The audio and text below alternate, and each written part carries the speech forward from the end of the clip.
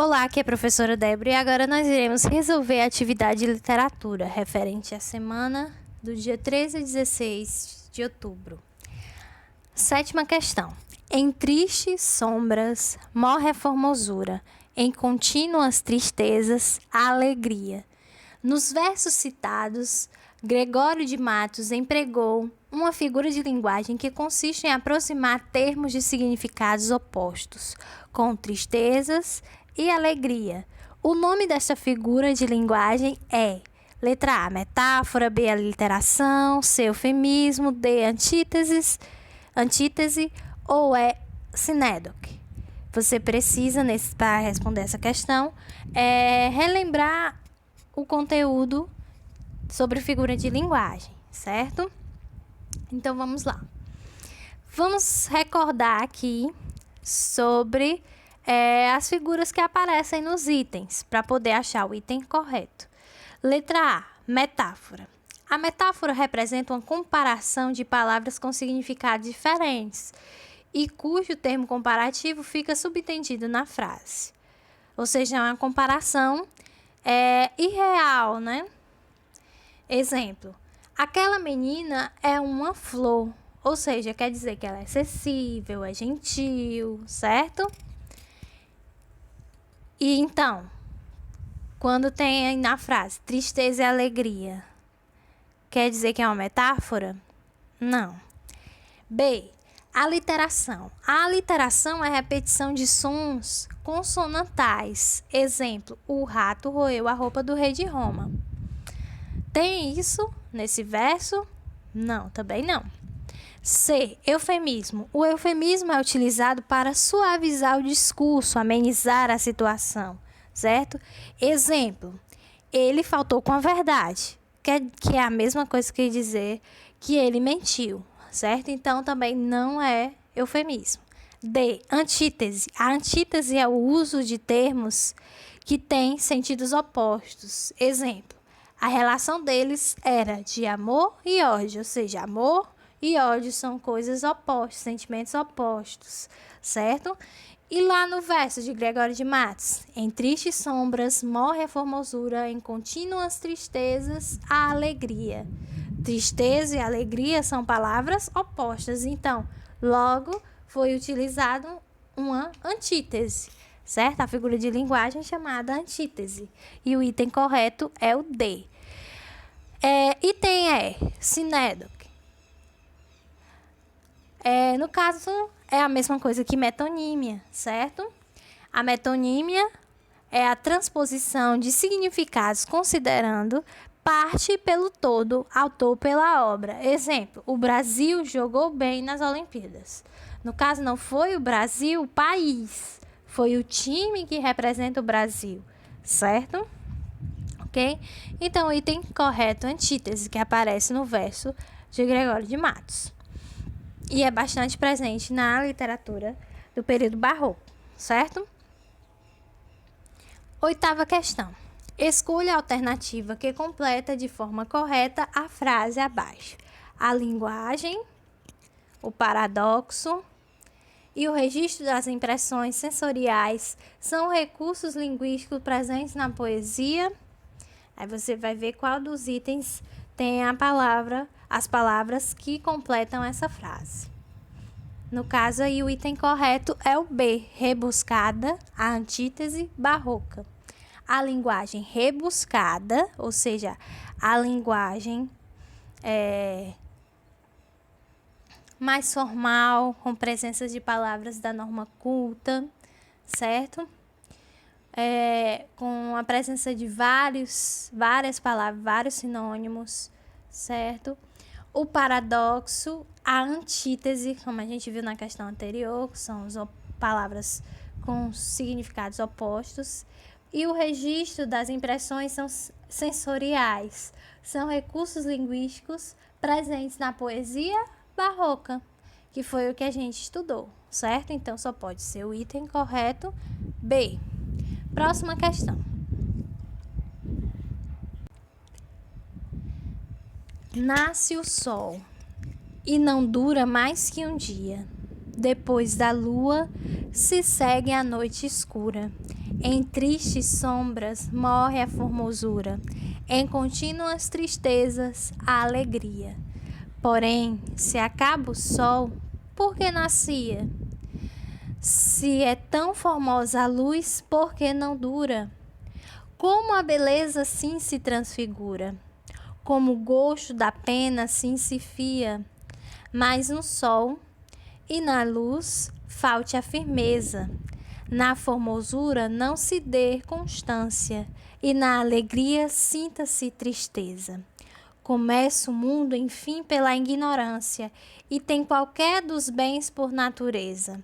A firmeza somente na inconstância. Aí, novamente, aqui o poema de Gregório de Matos, certo? Sobre as características barrocas desse soneto, considere as afirmações a seguir.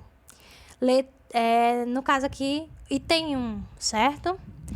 Há nele um jogo simétrico de contrastes, expresso por pares antagônicos, como sol, lua, dia, noite, sombra, luz, tristeza, alegria, entre outros, etc., que compõem a figura da antítese. Sim, nós vimos nas questões anteriores e também olhando aqui, justamente a oposição entre essas palavras que ele falou. Sol, lua, dia, noite, luz, sombra, tristeza, alegria, certo? Então, está correto. 2.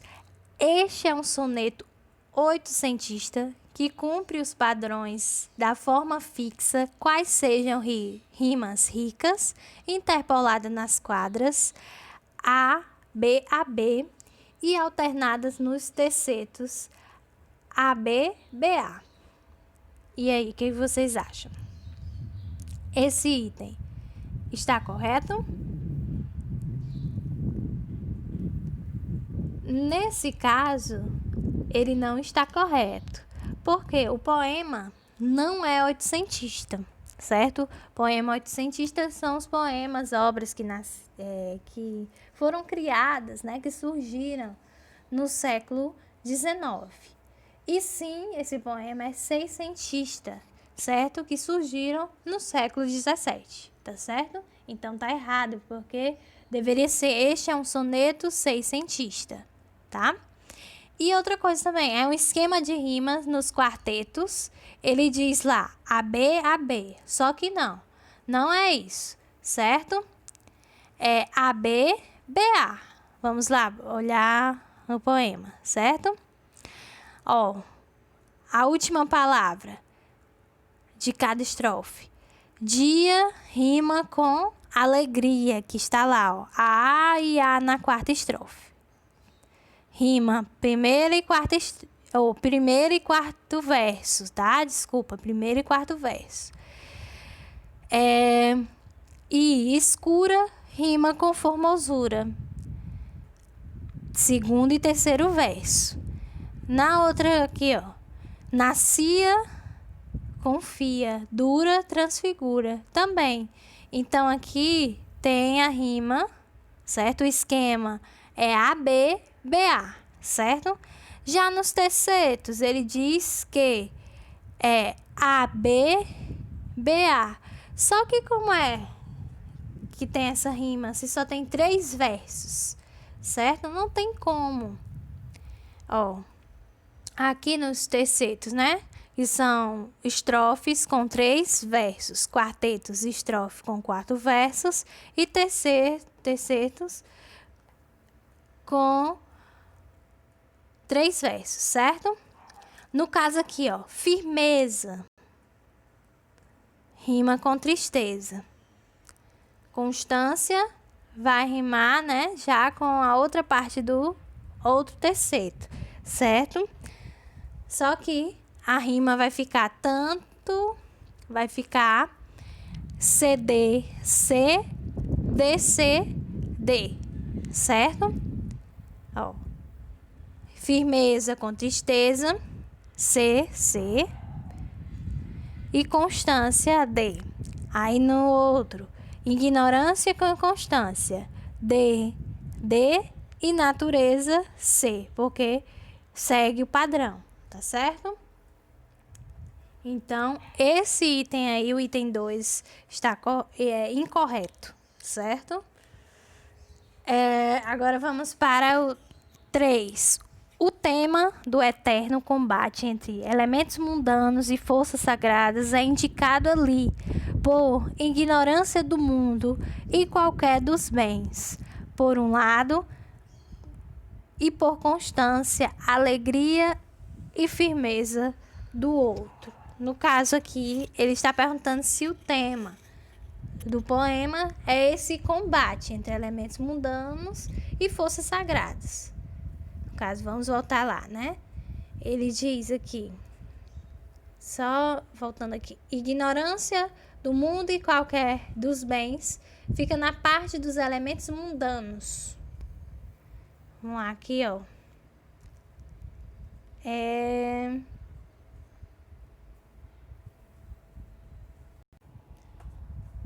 No caso aqui, né? Quando ele diz, começa o mundo, enfim, pela ignorância e tem qualquer dos bens por natureza, certo?